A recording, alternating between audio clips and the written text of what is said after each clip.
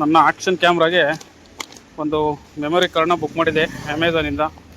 ಬಂದಿದೆ ನೋಡಿ, Amazon story boxes. ಇದು ಯಾವ ಥರ ಇದೆ ಏನು ಅಂತ ಓಪನ್ ಮಾಡೋಣಂತೆ, ಬನ್ನಿ ಮನೆಗೆ ಹೋಗೋಣ.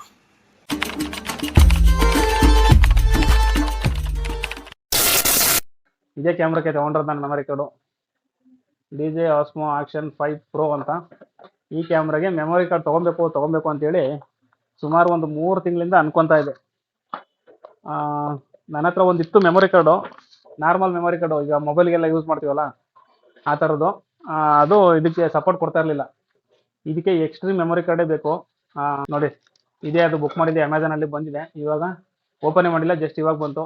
ಓಪನ್ ಮಾಡಿ ಸಪೋರ್ಟ್ ಕೊಡುತ್ತಾ ಏನು ಎತ್ತ ಅಂತ ನೋಡೋಣಂತೆ. ಲೈಫಲ್ಲಿ ಫಸ್ಟ್ ಟೈಮ್ ಈ ಥರದೊಂದು ಮೆಮೊರಿ ಕಾರ್ಡ್ ತೊಗೊತಾ ಇರೋದು. 250 GB ಮೆಮೊರಿ ಕಾರ್ಡು 4250 ರೂಪಾಯಿ. ಜಾಸ್ತಿ ಆಗಿಬಿಟ್ಟಿದೆ ರೇಟು. ಲಾಸ್ಟ್ ವೀಕಲ್ಲಿ 3700 ಚಿಲ್ಲರೆ ಇತ್ತು. ಅದಾದಮೇಲೆ ಲಾಸ್ಟ್ ವೀಕಲ್ಲಿ ರೇಟ್ ಜಾಸ್ತಿ ಆಯಿತು, 5200 ರೂಪಾಯಿ ಆಯಿತು. ನನಗೆ ಶಾಕ್ ಆಗೋಯ್ತು, 3700 ರೂಪಾಯಿ ಇದ್ದಿದ್ದು 5200 ರೂಪಾಯಿ ಆಗೋಯ್ತಲ್ಲಪ್ಪ ಅಂತೇಳಿ. ಆಮೇಲೆ ಮೊನ್ನೆ ರೇಟ್ ನೋಡಿದೆ 1000 ಕಡಿಮೆ ಆಗಿತ್ತು, 4250 ರೂಪಾಯಿ ಇತ್ತು. ಸರಿ, ಇನ್ನೇನು ಮಾಡೋದು ಅಂತೇಳಿ 500 ರೂಪಾಯಿ ಜಾಸ್ತಿ ಇತ್ತು ಲಾಸ್ಟ್ ವೀಕಿಂತ ಹೋಗಲಿ ಅಂತ. 1500 ಜಾಸ್ತಿ ಇದ್ದಿದ್ದು 1000 ಕಡಿಮೆ ಆಗಿ 500 ರೂಪಾಯಿ ಜಾಸ್ತಿ ಇತ್ತಲ್ಲ ಅಂತೇಳಿ ತೊಗೊಂಡಿದ್ದೀನಿ. 4250 ರೂಪಾಯಿ.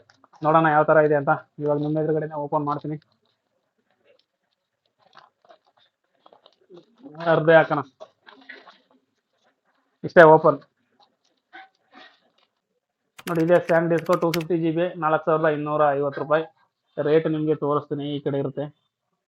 ಇದ್ರಲ್ಲಿ ರೇಟ್ ಬಂದು 8200 ರೂಪಾಯಿ ಇದೆ. ಆಮೇಲೆ ನೋಡಿ, ಇಲ್ಲಿ ಕೊಟ್ಟಿದ್ದಾರೆ, ಇದು ಬಂದು ಆಕ್ಷನ್ ಕ್ಯಾಮ್ರಾ, ಇದು ಬಂದು ಡ್ರೋನು, ಎಲ್ಲದಕ್ಕೂ ಯೂಸ್ ಆಗುತ್ತೆ. ಓಕೆ, ಓಪನ್ ಮಾಡಿ ನೋಡೋಣ ಆಗುತ್ತಾ ಅಂತ. ಕ್ಯಾಮ್ರಾಗೆ ಹಾಕ್ಬಿಟ್ಟು ಚೆಕ್ ಮಾಡ್ತೀನಿ. ಓಪನ್ ಮಾಡೇ ಬಿಡೋಣ,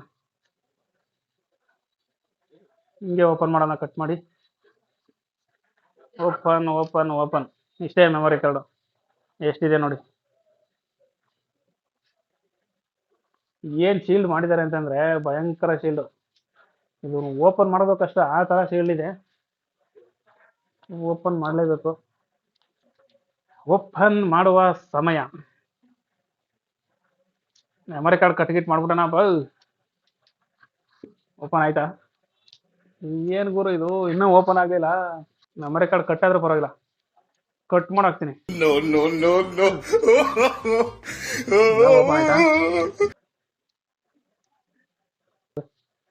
ಓಪನ್.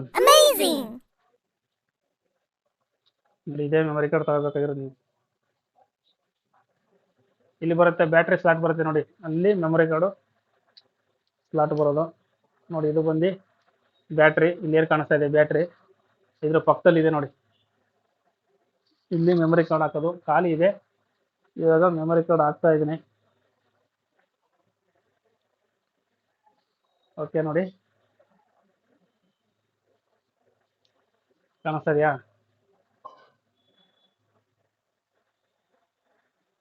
ಹಾಕಿದ್ದೀನಿ, ನೋಡ್ತಾ ಇರ್ಬೋದು ನಿಮ್ಗೆಲ್ಲ ಸ್ವಲ್ಪ ಲೈಟಾಗಿ ಕಾಣಿಸ್ತಾ ಇದೆ ಅಂತೀನಿ.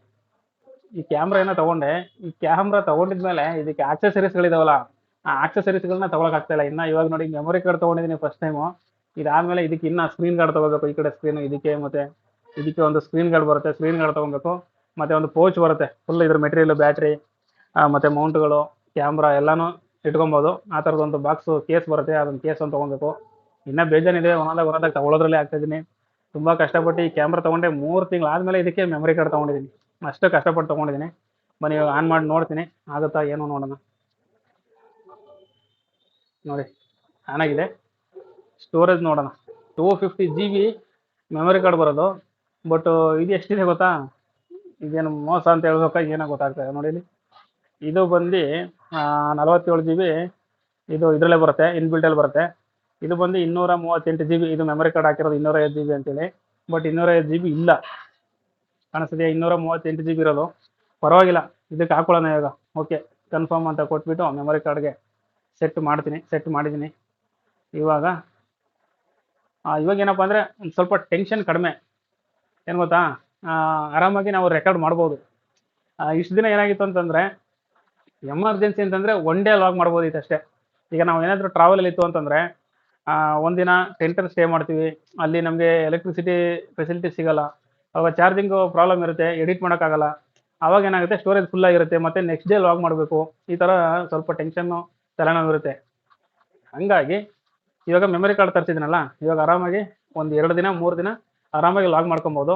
ಅದಾದಮೇಲೆ ಎಲ್ಲಾದರೂ ರೂಮ್ ಮಾಡಿಕೊಂಡು ಎಮರ್ಜೆನ್ಸಿ ಆ ರೂಮಲ್ಲಿ ಸ್ಟೇ ಆಗಿ ರೆಸ್ಟ್ ಮಾಡಿ ಚಾರ್ಜಿಂಗ್ ಹಾಕ್ಕೊಂಡು ಎಡಿಟಿಂಗ್ ಎಲ್ಲ ಮಾಡಿಕೊಂಡು ಸ್ಟೋರೇಜ್ ಖಾಲಿ ಮಾಡಿಕೊಂಡು ಅದ್ರ ನೆಕ್ಸ್ಟ್ ಇನ್ನೂ ಒಂದು 2-3 ದಿನ ಪುಷ್ ಮಾಡ್ಬೋದು ಮುಂದಕ್ಕೆ. ಅದೊಂದು ಹೆಲ್ಪ್ ಆಗುತ್ತೆ ಅಂತೇಳಿ ತರಿಸ್ಕೊಂಡಿದ್ದೀನಿ. ನೋಡೋಣ, ಇವಾಗ ರೆಕಾರ್ಡ್ ಮಾಡಿ ನೋಡ್ತೀನಿ, ಆ ಮೆಮೊರಿ ಕಾರ್ಡು ಸಪೋರ್ಟ್ ಕೊಡುತ್ತಾ ಏನೋ ನೋಡೋಣ. ಇವಾಗ ನಾನು ರೆಕಾರ್ಡ್ ಮಾಡ್ತಾ ಇದ್ದೀನಲ್ಲ, ಇದು ಕ್ಯಾಮ್ರಾದಲ್ಲಿ ವಿತ್ ಮೆಮೊರಿ ಕಾರ್ಡಲ್ಲಿ ಸ್ಟೋರೇಜು. ಈ ರೆಕಾರ್ಡ್ ನಾನು ಮೆಮೊರಿ ಕಾರ್ಡ್ ಸೆಟ್ ಮಾಡಿಕೊಂಡು ರೆಕಾರ್ಡ್ ಮಾಡ್ತಾ ಇದ್ದೀನಿ. ನೋಡೋಣ ಯಾವ ಥರ ಬಂದಿರುತ್ತೆ, ಚೆಕ್ ಮಾಡೋಣ.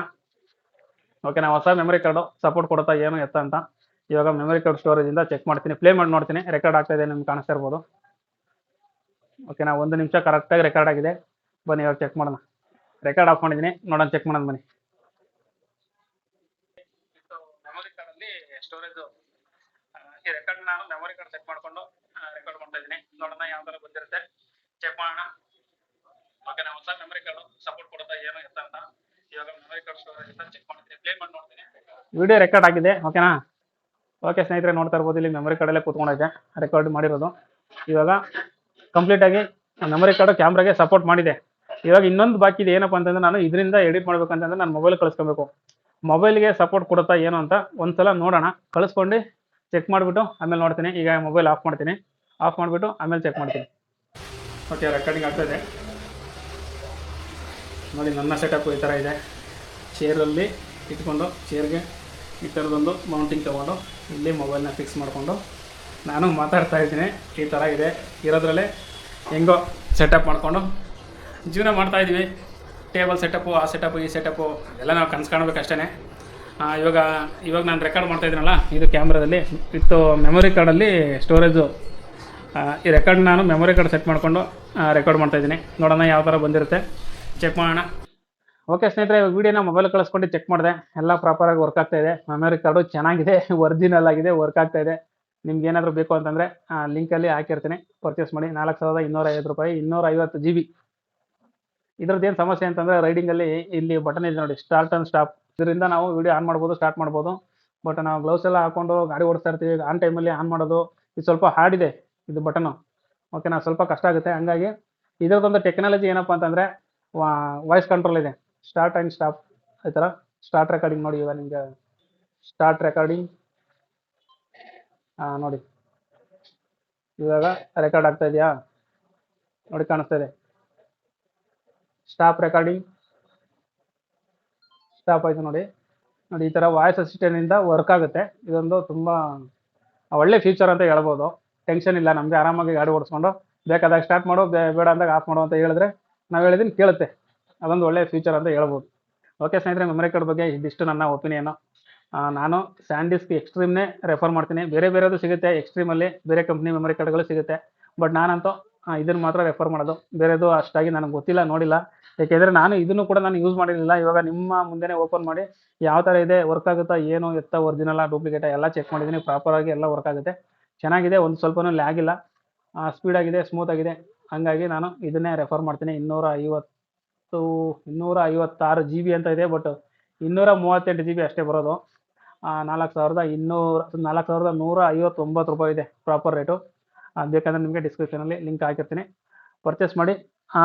ನೀವು ಕೆಲವರು ಅನ್ಕೊಬೋದು ಅಮೆಝಾನಲ್ಲಿ ಹೆಂಗಪ್ಪ ತೊಗೊಳ್ಳೋದು, ಯಾವುದೇ ರೀತಿಯಲ್ಲಪ್ಪ ತೊಗೊಳ್ಳೋದು ಆನ್ಲೈನಲ್ಲಿ ಅಂತ. ಬಟ್ ಅಮೆಝಾನ್ ಯಾವುದೇ ಕಾರಣಕ್ಕೂ ಮೋಸ ಇಲ್ಲ. ನಾನು ಮೊಬೈಲ್ ತೊಗೊಂಡಿರೋದು ಅಮೆಝಾನಲ್ಲೇ, ಕ್ಯಾಮ್ರಾ ತೊಗೊಂಡಿದ್ದೀನಿ ನೋಡಿ, 50,000 ರೂಪಾಯಿ ಕ್ಯಾಮ್ರಾ, ಇದನ್ನು ಅಮೆಝಾನಲ್ಲೇ. ಪ್ರತಿಯೊಂದು ನಾನು ಏನೇ ತೊಗೊಂಡ್ರು ಅಮೆಝಾನಲ್ಲೇ ತೊಗೊತೀನಿ. ಅಮೆಝಾನ್ ಬಿಟ್ಟು ಬೇರೆ ಫ್ಲಿಪ್ಕಾರ್ಟಲ್ಲೂ ಅಷ್ಟಾಗೇನು ತೊಗೊಳಕ್ಕೆ ಹೋಗಲ್ಲ. ಫ್ಲಿಪ್ಕಾರ್ಟು ಚೆನ್ನಾಗಿದೆ, ಚೆನ್ನಾಗಿಲ್ಲ ಅಂತ ಹೇಳ್ತಾಯಿಲ್ಲ, ಬಟ್ ನಾನು ಅವಾಗಿಂದನೂ ಅಮೆಝಾನ್ ಯೂಸ್ ಮಾಡ್ತೀನಿ ನನಗೆ. ಹಾಗಾಗಿ ಓಕೆನಾ, ಇಷ್ಟು ಒಂದು ಮೆಮೊರಿ ಕಾರ್ಡ್ ಬಗ್ಗೆ ನನ್ನ ಅನಿಸಿಕೆ. ನಿಮ್ಗೆ ಏನಾದರೂ ಡೌಟ್ ಇತ್ತು ಅಂತಂದರೆ ಕಮೆಂಟ್ ಬಾಕ್ಸಲ್ಲಿ ಕಮೆಂಟ್ ಹಾಕಿ, ಅದಕ್ಕೆ ನಾನು ಆನ್ಸರ್ ಮಾಡ್ತೀನಿ. ಈ ವಿಡಿಯೋನ ಇಲ್ಲೇ ಮುಗಿಸೋಣ. Okay, bye bye, see you, take care, good bye.